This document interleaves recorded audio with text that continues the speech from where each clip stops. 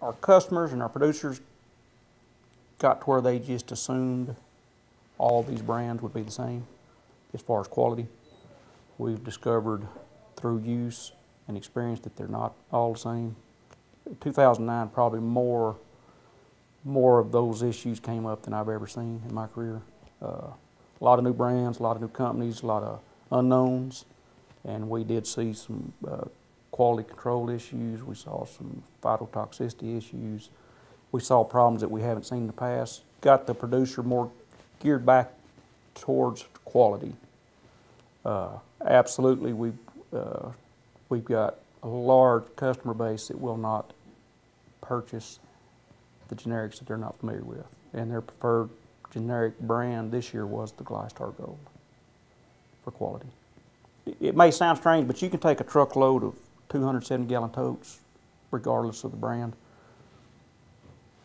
and you can tell, set them on a level floor. Some of the imports, even the actual level, the amount in the tanks, the color, the viscosity varies from one tote to the next. My guys that actually handle the products in the true bulk, they can see it, smell it. It's different. From one load to the next, from one tote to the next can vary. And you just don't have the variability in the formulation with the all-ball product.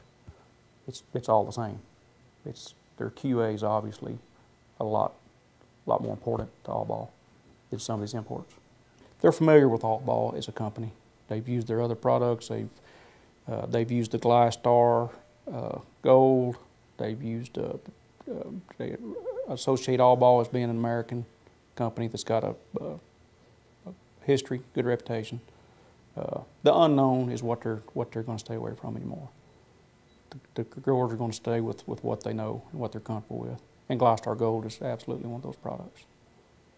If a GlyStar Gold application at a quart was $3 an acre, the branded application will be $6.50, $6.75 an acre on a per acre basis. They push the lower use rate because it's a more concentrated product, the branded, but it's still per acre it is higher. If it's like last year, it'll be twice as high. Where there's not a lot of differences is in the price per acre of the cheapest import and the GlyStar Gold. There's not that big of a price difference there. The biggest spread there will normally not be over 25 cents an acre.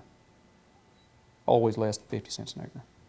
The confidence that the customer's looking for is in the quality of the product in the container and the efficacy.